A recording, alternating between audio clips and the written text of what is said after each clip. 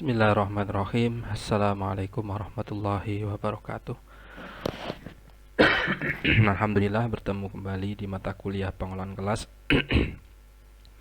Masih di daring dalam jaringan online ya. Karena ini masih kurang fit saya. Nanti untuk hasil diskusi di Google Classroom itu akan saya jawab, akan kita luruskan, kita kupas di pertemuan tatap muka.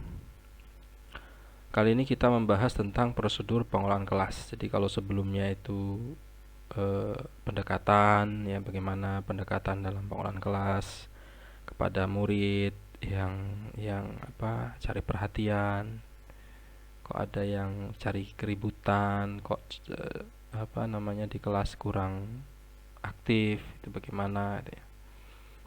Pendekatan-pendekatan apa yang dipakai. Sekarang kita prosedur pengelolaan kelas. Di prosedur itu adalah rangkaian tugas-tugas. Ya, prosedur itu suatu rangkaian tugas-tugas yang saling berhubungan, yang merupakan urutan-urutan menurut waktu dan tata cara tertentu untuk melaksanakan suatu pekerjaan yang dilaksanakan berulang-ulang. Ini menurut pendapatnya Ismail Masya. Di rangkaian tugas ada prosedur di dalam pengelolaan itu, misalnya ada step-stepnya di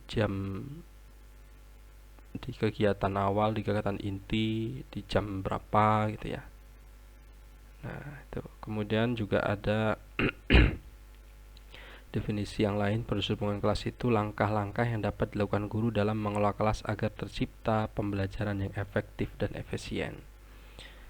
Jadi tujuan semuanya mata kuliah pengelolaan kelas ini ya bertujuan untuk kelas yang efektif dan efisien sesuai dengan perencanaannya, sesuai dengan yang tertuang di dalam RPP, sesuai dengan metodenya, sesuai semua lah ya. Dengan capaian pembelajaran, indikator yang diharapkan gitu ya. Prosedur ini juga menyangkut dimensi pencegahan, preventif, dan dimensi penyembuhan, kuratif.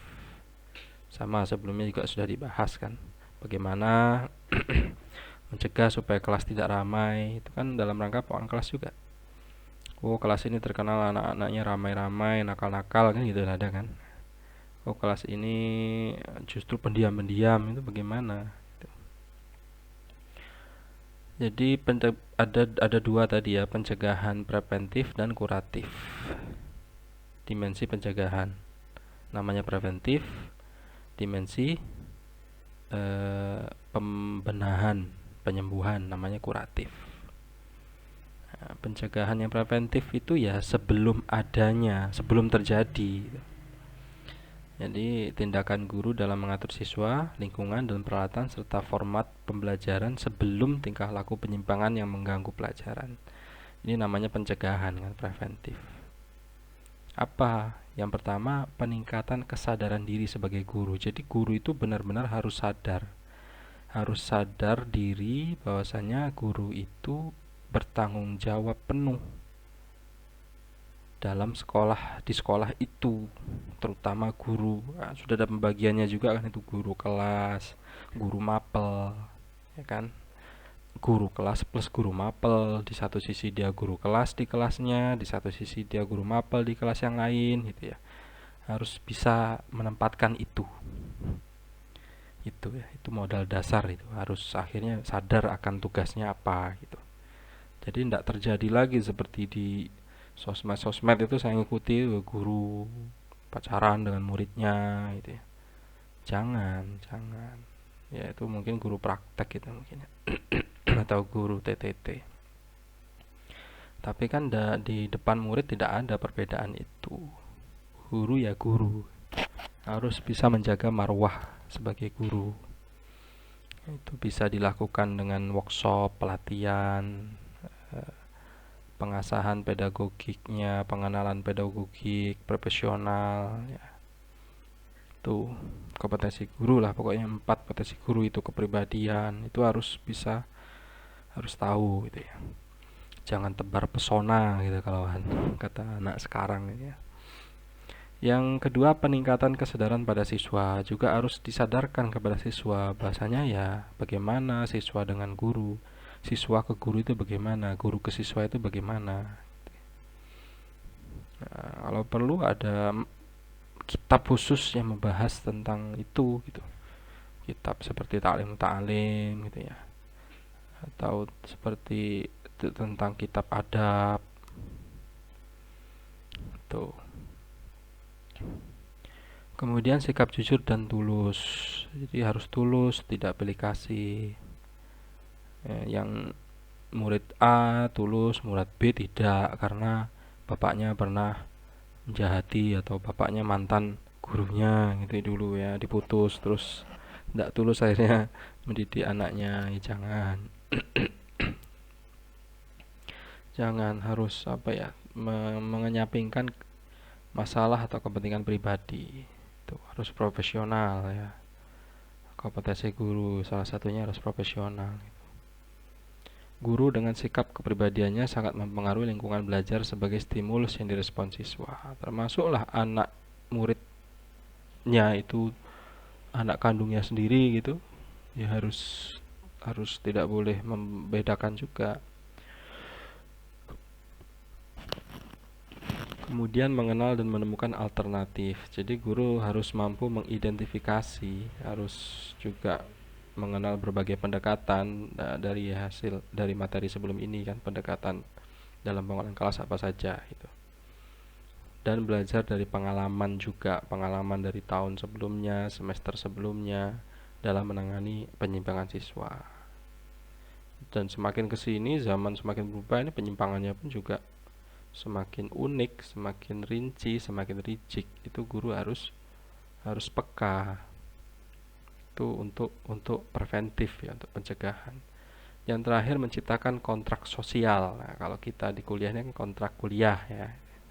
Kontrak kuliah, tapi karena mahasiswa ini ya, peserta didiknya mahasiswa sudah dewasa semua, tidak lagi ABG, tidak lagi remaja kan, tidak nyeleneh-nyeleneh jadinya.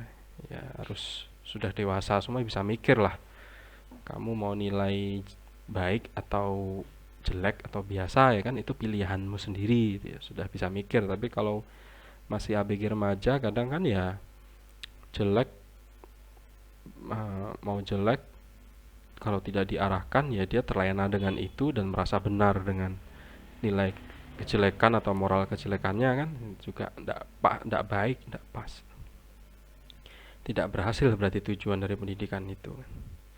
Tuh, ini sebuah daftar aturan atau kontrak buat tata tertib gitu ya. Nanti ditempel di kelas misalnya. Apalagi kalau TK itu kan banyak kan tata tertibnya ditempel, terus mau masuk kelas itu menanamkan moral yang kasih sayang. Nanti sama gurunya mau cium tangan atau mau peluk atau mau tos itu, yaitu untuk menciptakan efisi apa ya, menyenangkan aja kan. PAIKEM ya, pembelajaran aktif, inovatif, kreatif, efektif, menyenangkan.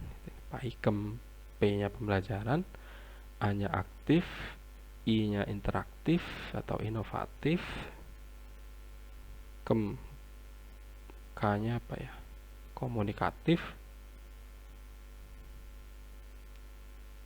E-nya efektif, M-nya menyenangkan. Itu dimensi pencegahan ya. Jadi harus tahu bagaimana guru itu ya harus sadar bahasanya, oh saya ini guru, digugu dan ditiru, saya harus memberi teladan yang baik.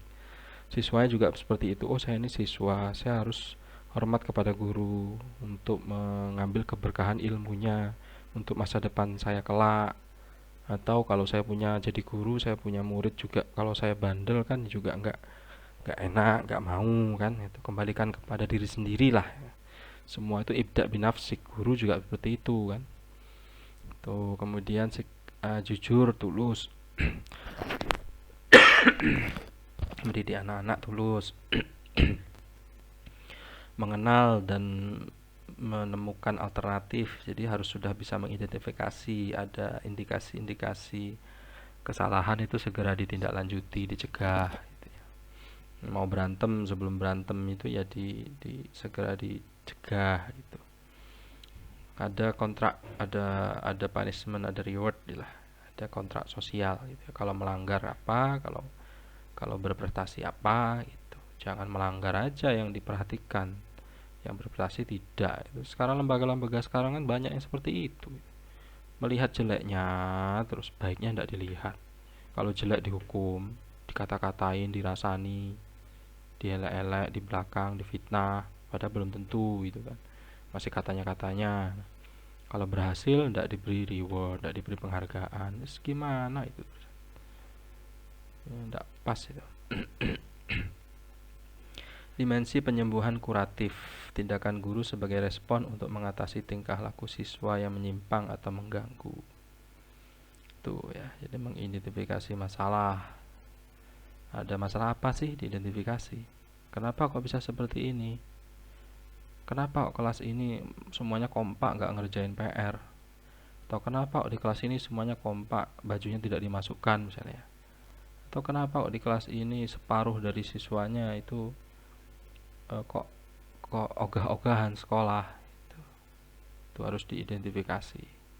Terus dianalisis masalahnya. Ada masalah apa? Kenapa? Misalnya sumbernya 1A ini.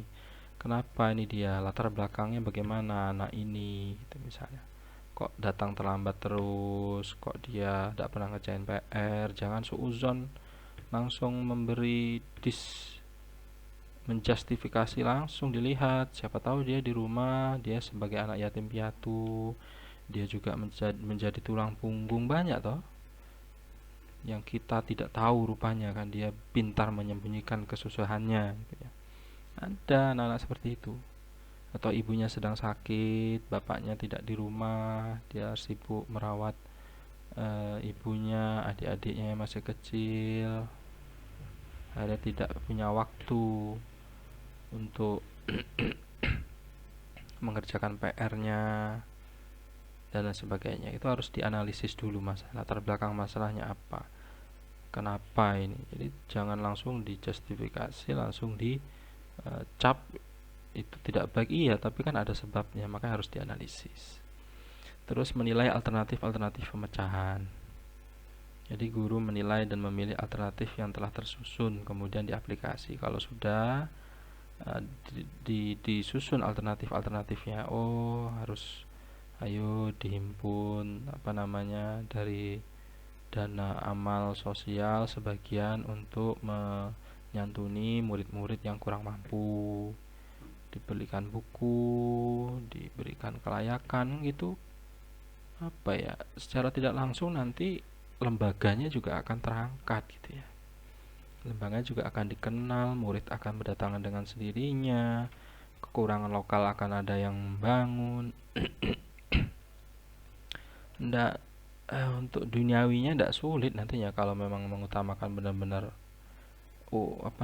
kualitas atau memanusiakan manusia.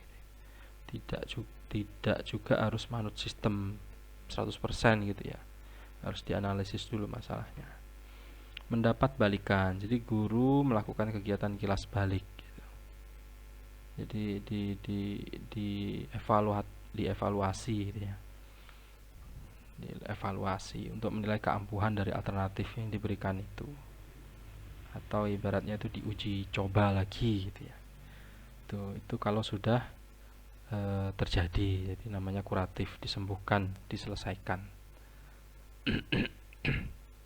Itu kalau tidak bisa kan pasti ada alternatif yang selanjutnya ya, misal dikeluarkan atau diperingatkan atau yang memang tidak berdasar tentunya ya. Tuh, silakan teman-teman yang ingin ditanyakan tentang prosedur pengelolaan kelas, kita diskusi di kolom komentar Google Classroom. Saya akhiri. Assalamualaikum warahmatullahi wabarakatuh.